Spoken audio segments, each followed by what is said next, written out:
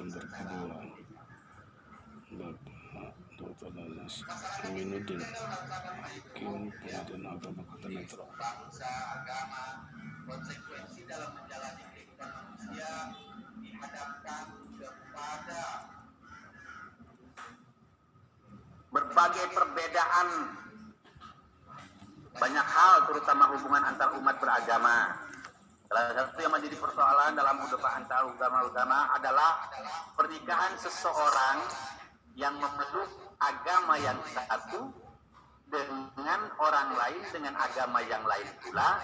Hal ini sering kita sebut dengan perbedaan atau perkawinan beda agama. Sebelum diterbitkannya Undang-Undang Nomor 1 Tahun 1974 tentang perkawinan, memang perkawinan beda agama di Indonesia diatur dalam ordonansi perkawinan campuran dalam Statbat 1898 nomor 158 bahwa perkawinan beda agama termasuk dalam perihal perkawinan campuran. Dalam perihal perkawinan campuran, di pasal satunya ordonansi perkawinan campuran menjelaskan yang dinamakan perkawinan campuran ialah perkawinan antara orang-orang di Indonesia yang tunduk pada hukum yang berlainan, ya, yang tunduk pada hukum yang berlainan. Di dalam peraturan organisasi tersebut membolehkan adanya perkawinan beda agama yang cantum pada pasal 7 yang berbunyi perbedaan agama, suku, bangsa atau keturunan sama sekali bukanlah menjadi halangan untuk perkawinan. Maka dari itu ordonansi perkawinan campuran atau dalam Statbat 1898 nomor 158 membuka kemungkinan seluas-luasnya untuk mengadakan perkawinan beda agama.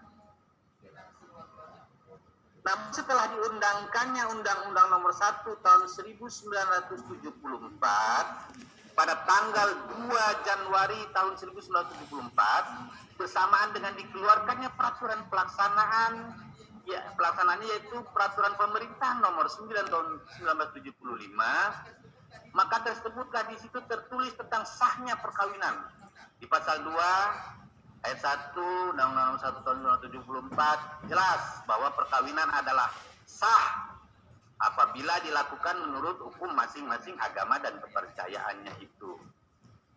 Dapat dijelaskan bahwa perkawinan seorang pria dan seorang wanita adalah sah apabila dilakukan melalui ritual keagamaannya. Yaitu kalau di Islam itu adanya ijab dan qabul. Kemudian dalam agama Nasrani atau Kristen adanya pemberkatan dengan pendeta atau pastor yang dilakukan di gereja. Dalam Undang-Undang 174 tidak menjelaskan secara tegas tentang perkawinan beda agama. Namun di pasal 57-nya Undang-Undang 1 tahun 1974 yang sudah diperbarui dengan Undang-Undang 16 tahun 2019 menjelaskan tentang perkawinan campuran, ya, perkawinan campuran. Perkawinan campuran di sini dimaksud adalah perkawinan yang dilakukan antar warga negara Indonesia dengan warga negara asing yang berbeda kewarganegaraannya. Meninjau perkawinan beda kewarganegaraan di luar negeri yang perkawinannya tidak memandang agama. Berdasarkan Undang-Undang Nomor 1 Tahun 1974, pasal 2 menjelaskan bahwa setiap perkawinan harus dicatatkan sesuai dengan perundang-undangan yang berlaku. Menurut Undang-Undang Pencatatan Sipil, pencatatan perihal perkawinan merupakan tugas dari kantor catatan sipil, ya. Jadi setiap perkawinan yang dilakukan warga negara Indonesia di luar negeri tetap harus dicatatkan. Capil. Ya, tanda kutip dicatatkan ketika mereka kembali ke Indonesia. Bukan disah. Sehingga saya di sini akan membahas tentang peran hakim pengadilan agama saja terhadap eksistensi perkawinan beda agama ini. Memang di dalam literatur klasik hukum Islam tidak dikenal dengan kata perkawinan beda agama secara literal, dan tidak ditemukan pembatasan pengertian secara jelas. Namun pembahasan yang terkait dengan masalah tersebut dimaksudkan kepada bagian pembahasan mengenai wanita yang haram dinikahi. Ya, tolong dipahami bahwa di situ dijelaskan mengenai wanita yang haram dinikahi atau pernikahan yang diharamkan, yang dapat disebut dengan az-zawaj bil musyrikat, yakni perkawinan dengan wanita-wanita musyrik atau orang-orang musyrik, atau az-zawaj bi ghairil muslimah, perkawinan dengan wanita-wanita non muslim. Para ulama sepakat bahwa seorang pria muslim diharamkan menikah dengan seorang wanita musyrikah. Ini tegas. Dalil ini secara qat'i, ya, secara qat'i tidak ada perdebatan, ya. Dalil dalam surat Al-Baqarah ayat 221 yang menjelaskan bahwa janganlah kamu nikahi perempuan musyrik sebelum mereka beriman. Ya, bahkan di situ dikatakan hamba sahaya atau budak itu lebih terhormat daripada wanita-wanita muslim, meskipun engkau sungguh terpedayalah dengan terpesona dari wanita musyrikah itu. Jadi tentunya saya sebagai hakim di peradilan agama,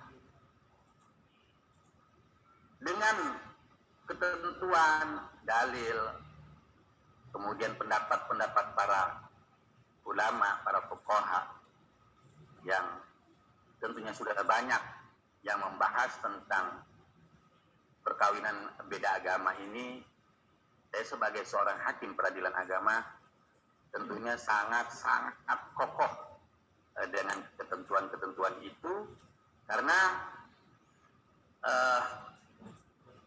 kami di peradilan agama juga ada ketentuan-ketentuan untuk membuat suatu penetapan atau putusan dengan segala pertimbangannya secara yuridis, sosiologis, dan filosofis.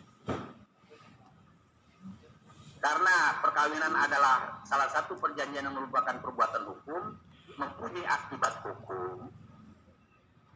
Ya, jadi bahwa kami tetap bersikukuh kepada aturan-aturan sebagaimana tersebut dalam pasal 2 Undang-Undang Perkawinan, bahwa di pasal tersebut ayat 1 perkawinan adalah sah apabila dilakukan menurut hukum masing-masing agama dan kepercayaannya, dan kemudian di ayat 2-nya bahwa tiap-tiap perkawinan dicatat menurut peraturan perundang-undangan berlaku.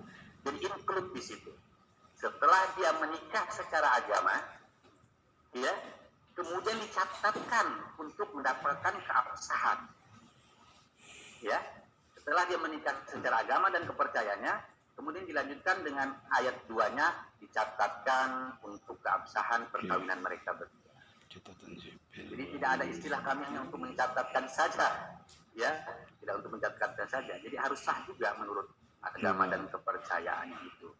Karena memang sesuai dengan undang-undang tersebut juga masuk dalam kompilasi hukum Islam sebagai rujukan kami dalam memutuskan suatu perkara atau penetapan, bahwa di pasal 2 kompilasi hukum Islam bahwa perkawinan menurut hukum Islam adalah pernikahan, yaitu akad yang sangat kuat atau misalkan untuk mentaati perintah Allah dengan melaksanakannya merupakan ibadah.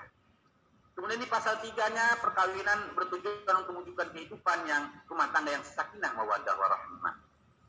Dilanjutkan dengan pasal 4, ya, perkawinan adalah sah, ingat, adalah sah ini dalam KHI apabila dilakukan menurut hukum Islam sesuai dengan ketentuan pasal 2 ayat 1 Undang-Undang Nomor 1 Tahun 74 tentang perkawinan.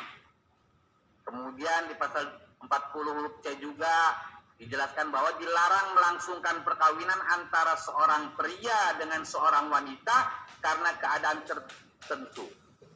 Di huruf C-nya adalah seorang wanita yang tidak beragama Islam. Itu dalam kompilasi hukum Islam jelas dan tegas. Kemudian dilanjutkan dengan pasal 44 kompilasi hukum Islam menyatakan bahwa seorang wanita Islam dilarang melangsungkan perkawinan dengan seorang pria yang tidak beragama Islam. Ya, yang tidak beragama Islam.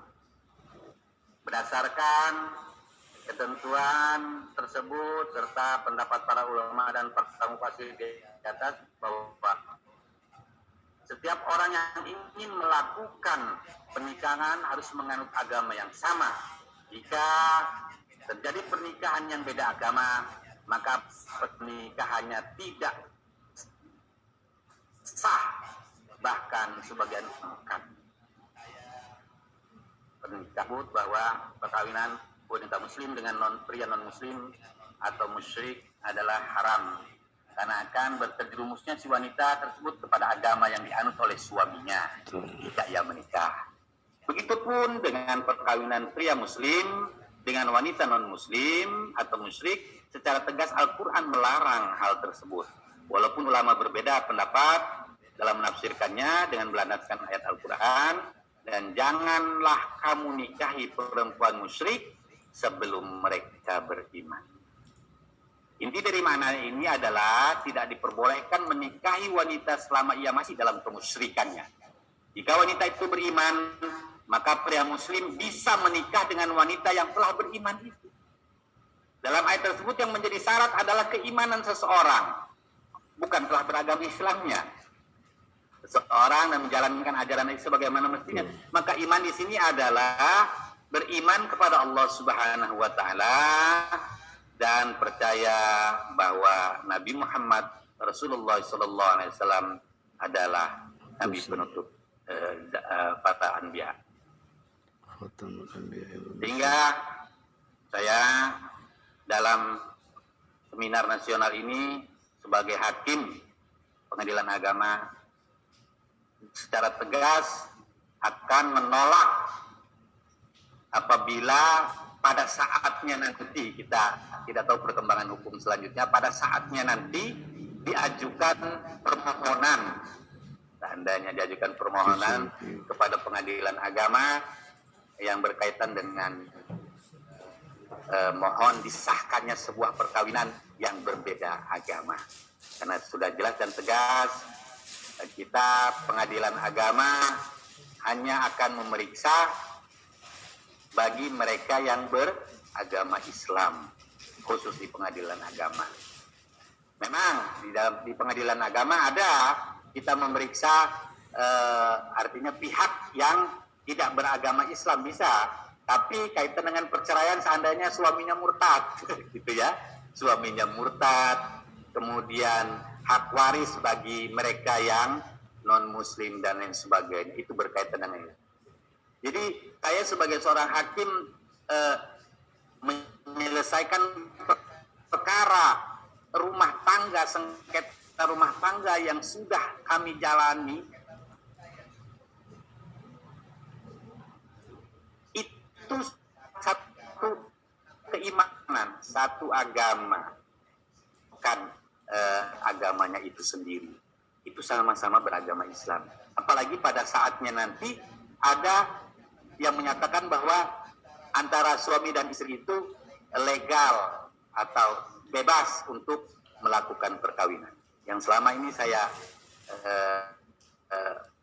tangani, yang saya adili, saya periksa perkara-perkara khususnya sengketa perkawinan, itu banyak sekali yang berkaitan dengan menjalankan syariat agama Islam itu yang banyak sekali lemah di dalam rumah tangga itu. Itu saja yang dapat saya sampaikan. Semoga apa yang menjadi keinginan kita bersama ke depannya, bahwa perkawinan beda agama ini yang meskipun sekarang sudah diajukan gugatan di Mahkamah Konstitusi, kemudian ada upaya-upaya lain untuk melegalkan hal tersebut. Tentunya itu memerlukan perjuangan yang sangat panjang, karena meskipun bagaimana kita warga negara Republik Indonesia ini mayoritas Muslim, tentunya akan terus mempertahankan apabila ada hal-hal yang ingin